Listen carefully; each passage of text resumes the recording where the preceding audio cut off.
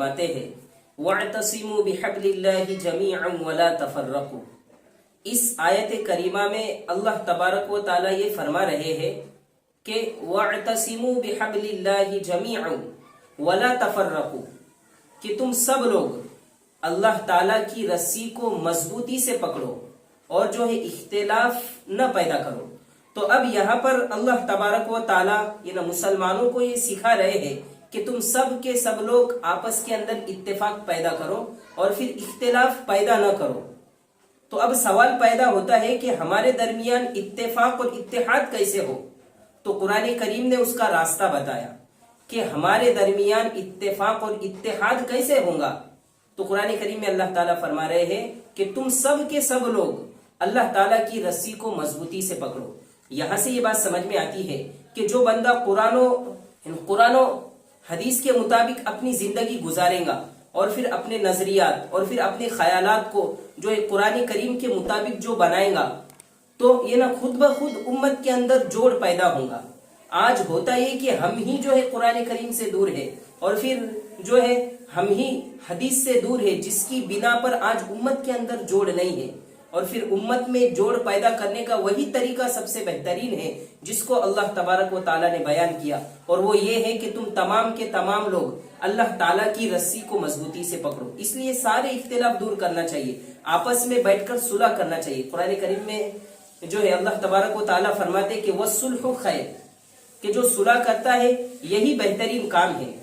علامہ اقبال رحمت اللہ علیہ، علامہ اقبال جو شاعر گزرے رحمت اللہ علیہ، ان کا واقعہ کتابوں میں لکھا ہوا ہے کہ ان کی بہن جو ہے سسرال سے جو ہے گھر واپس آ گئی، اور پھر وہ جو سسرال والے نے اس کو بہت زیادہ تنگ کیا ہوا تھا۔ تو اب جیسے ہی گھر پر آ گئی تو نہ کچھ دن کے بعد اس کے جو ہے وہ شوہر اور پھر اس کے والدین وغیرہ وہاں پر پہنچے علامہ اقبال کے گھر پر، اور پھر ان کے والد کو جو ہے منا دیا، اور پھر والد کو یہ نہ منانے کے بعد علامہ اقبال کے پاس گئے۔ علامہ اقبال غصے میں تھے، وہ یہ نہیں چاہ رہے تھے کہ میں اپنی جو ہے بہن کو جو ہے واپس بھیج دوں، بہت زیادہ غصے میں تھے۔ تو جیسے ہی جا کر انہوں نے کہا کہ قرآن کریم میں ہے وَالصُّلْحُ خَيْرٌ، کہ صلح کرنا بہترین ہے، تو پھر علامہ اقبال رحمت اللہ علیہ فرمانے لگے کہ اب میں قرآن سے آگے نہیں جا سکتا، یہ میری بہن کو تم یہاں سے کیا کر دو، لے کر چلے جاؤ۔ تو یہ ہوتا ہے جہاں پر ہم اپنے اختلافات اور جو ہے نظریے سب ختم کر دیں گے تو پھر امت جو ہے ایک پلیٹ فارم پر آ جائے گی، اور یہی طریقہ قرآن کریم نے جو ہے ہم کو بتایا ہے۔ اس کے بعد اور ایک واقعہ کتابوں میں لکھا ہوا ہے کہ دو بھائی تھے، اور ان دو بھائیوں کے درمیان جو ہے جگہ پہ سے کچھ جھگڑے چل رہے تھے۔ تو ہوا یہ کہ پورا کے پورا معاملہ کورٹ تک پہنچ گیا۔ تو اب کورٹ میں جانے کے بعد فیصلہ ہو گیا کہ ایک درخت جو ہے وہ جو درخت نے کہ دونوں کے درمیان تقسیم کر دو۔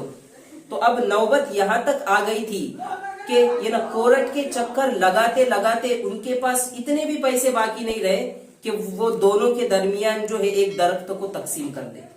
تو یہ ہوتا ہے جہاں پر اختلاف ہو جائیں گے تو نقصان ہمارا ہے۔